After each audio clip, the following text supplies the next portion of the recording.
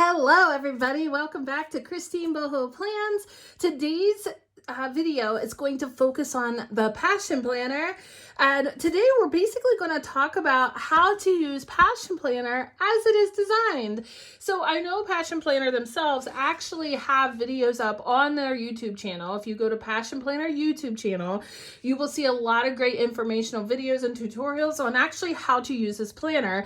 However, I don't know, sometimes people don't get as much out of those videos, so I'm going to present this in a different way to show you how to use Passion Planner as designed if that's what you're hoping to do. So if you're interested in that content, please stay tuned.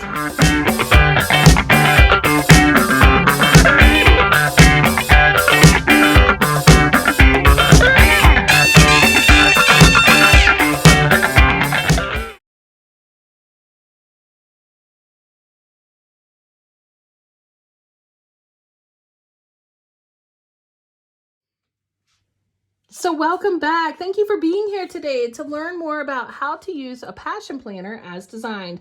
Let me tell you a little bit about myself and my relationship with Passion Planner. I have been using Passion Planner since 2017. I've used it for the last 5 years as a work planner, but I've also used it as many different types of planners in the last 5 years. I mean, Passion Planner is very flexible and can be used in many different ways, but I don't want to forget its roots and how it's designed to be used, because that can be very beneficial for many people, especially early in the year when you're trying to set goals and reach goals. Are you at a point where you're like, I'm trying to reach these goals that I've set for myself, but I don't really understand how to use this planner to help me do it, right? So, okay, that's what we're going to do today. So I have this one in the camera because this is my favorite design that they came out for 2023, but I'm actually going to use my planner that I use for this kind of thing. This is an old Passion Planner from 2019. Honestly, you want to start at the beginning, right? So as you can see, I've used these Passion roadmaps already in my life, all right?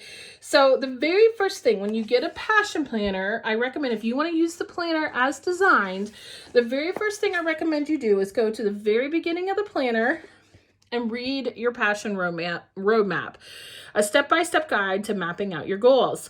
Read this and follow the directions. But listen, if you have ADD, ADHD, or you tend to have an anxious brain, sometimes you miss these steps, okay? So that's why I'm pointing out this very important step. Do your roadmap. And I believe Passion Planner has some really great videos on their YouTube channel on how to do a really successful Passion Planner roadmap. So I will link Passion Planner's videos if I can in the description box below, or at least lead you to their channel so that you can find those videos. But the idea behind the Passion Planner roadmap is to brainstorm, what is it that you want in your life? You know, what is it that you're going for right now? What is it that would make you happy and fulfilled in your life at this time in your life? So you kind of dream about that, and you just kind of play around with that. The first step is to set a timer, I believe, for 5 minutes? And you just brainstorm, and everything is possible. You don't limit yourself. You just write down all the things that are possible for you to do, or that you wish you could do, and write all that stuff down in 5 minutes. And then once you have done that, you think, if I could be anything, do anything, or have anything, what would it be? You use that idea, and then you kind of figure out, of the list that you created in 5 minutes, what can you do this month or this year? What is more feasible to actually happen at this time in your life? And what you do is you focus on one thing. So I'm trying to look at, my thing was always time management. For years, I struggled with time management. How do I improve my time management? And so, because it was a matter of I would make a list of all the things, and it always came down to the same idea that I don't have time to do all the things, right? So I ended up making this roadmap about my time management, and then I would use smaller ideas to help me get there. So basically, this is your overall goal, and these are your little objectives to help you reach the overall goal. You've got to break that goal down step by step by the smallest steps because the smaller you make the steps, the better the chances are that you're actually going to do it, you know? So you want to make this feasible for yourself. You want to make this real for yourself to achieve that goal. So let's take mine, for example. Let's say in 2023, I want to improve my time management. What am I going to do to make that happen?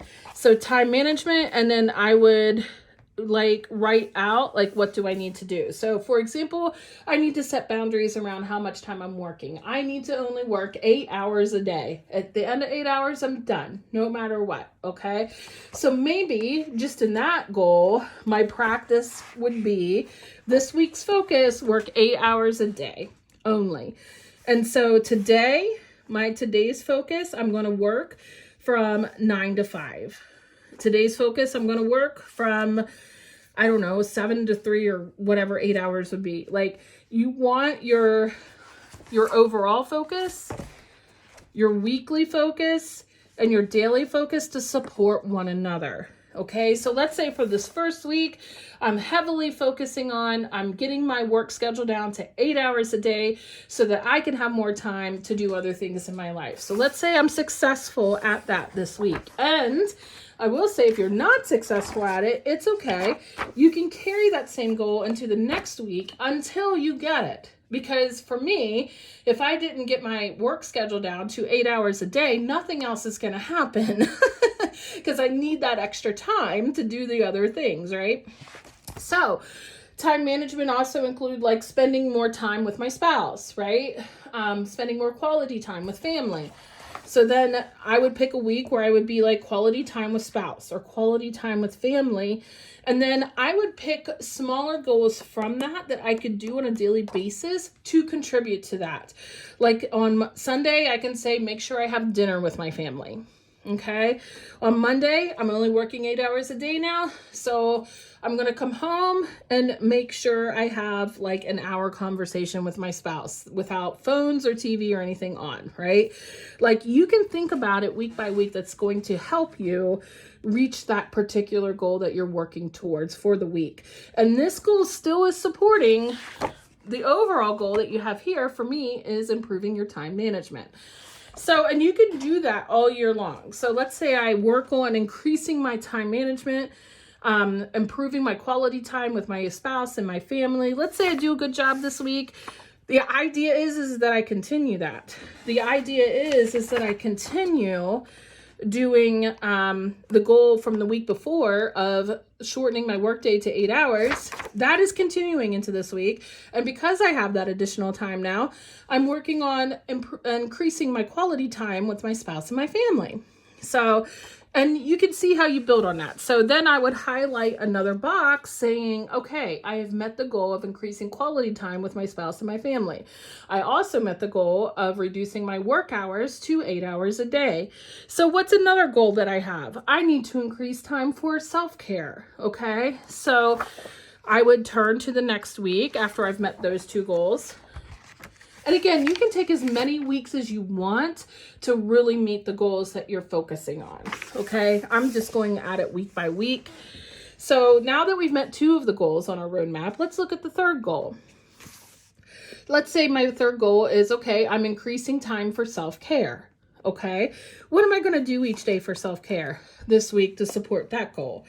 So let's say on Sunday, I'm going to go take a walk, or I'm going to spend more time reading, whatever I feel like contributes to self-care for myself. Then on Monday, what I might do is I might spend some time doing yoga. I might spend some time doing some meditation, or I might go to a bookstore or something after work just for a little bit of time because I love bookstores. Like anything that you can think of that would count as really quality self-care for yourself that would help you meet the goal of increase your self-care time. And then at the end of the week, if you find that you were successful at that, then you can go back to your time management improvement goal and highlight I have improved and increased my personal self-care time. So as you can see, increasing my time management meant all kinds of different things for me. A goal like that would mean all kinds of different personal things to you.